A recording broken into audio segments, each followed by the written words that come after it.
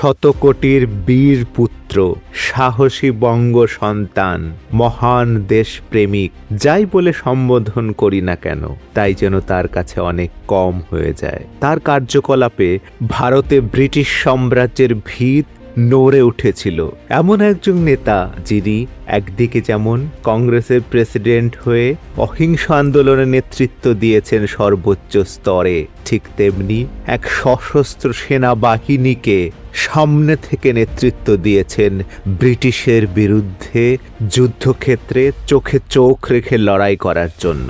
তার নেতৃত্বে আজাদ হিন্দ ফৌজ ব্রিটিশকে পরাজিত করতে সমর্থ হয়নি ঠিকই, কিন্তু তাদের এই পরাক্রম দেখে ব্রিটিশ সেনাবাহিনীতে সমস্ত ভারতীয় সেনারা বিদ্রোহ করে ওঠে, যা ব্রিটিশকে ভারত ছেড়ে যেতে বাধ্য করে। এই মহান রাষ্ট্রনেতার দেওয়া জয় হিন্দ স্লোগান আজও প্রতিটি ভারতবাসীকে উদ্বুদ্ধ করে।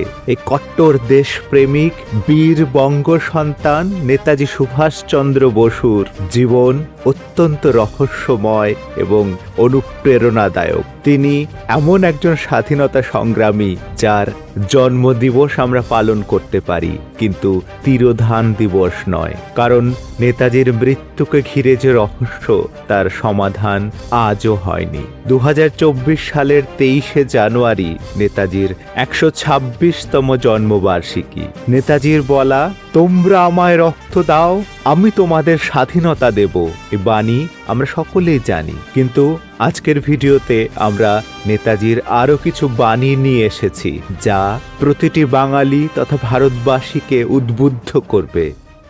যদি জীবনে সংগ্রাম ঝুঁকি না থাকে তাহলে জীবন বাঁচাটা অনেকটা ফিকে হয়ে যায়।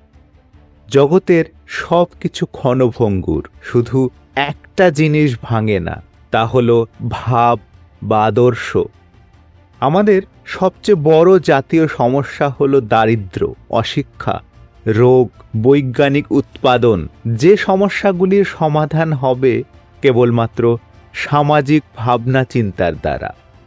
মানুষ যতদিন বেপরোয়া ততদিনই সে প্রাণবন্ত। জীবনে অগ্রগতির আশা নিজেকে ভয়, সন্দেহ থেকে দূরে রাখে এবং তার সমাধানের প্রয়াস চলতে থাকে। নরম মাটিতে জন্মেছে বলেই বাঙালির প্রাণ এমন সরল। মানুষ টাকা কড়ি, বাহ্যিক আড়ম্বর দিয়ে জয় লাভ বা স্বাধীনতা কেনা যায় না। আমাদের আত্মশক্তি থাকতে হবে, যা সাহসী পদক্ষেপ নিতে উৎসাহ দেবে। মনে রাখতে হবে যে সবচেয়ে বড় অপরাধ হলো অন্যায়ের সঙ্গে আপোষ। প্রকৃতির সঙ্গ ও শিক্ষা না পাইলে জীবন মরুলোকে নির্বাসনের মতো সকল রস ও অনুপ্রেরণা হারায়। বাস্তব বোঝা কঠিন, তবে জীবনকে সত্যতার পথে এগিয়ে যেতে হবে, সত্যকে গ্রহণ করতে হবে। ভারত ডাকছে, রক্ত ডাক দিয়েছে রক্তকে।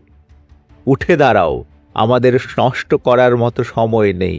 অস্ত্র তোলো, যদি ভগবান চান তাহলে আমরা শহীদের মৃত্যুবরণ করব। শুধু আলোচনার মাধ্যমে ইতিহাসের কোনো আসল পরিবর্তন সাধিত হয়নি। স্বাধীনতা দেওয়া হয় না, ছিনিয়ে নিতে হয়। নিজের প্রতি সৎ হলে বিশ্ব মানবের প্রতি কেউ অসৎ হতে পারে না।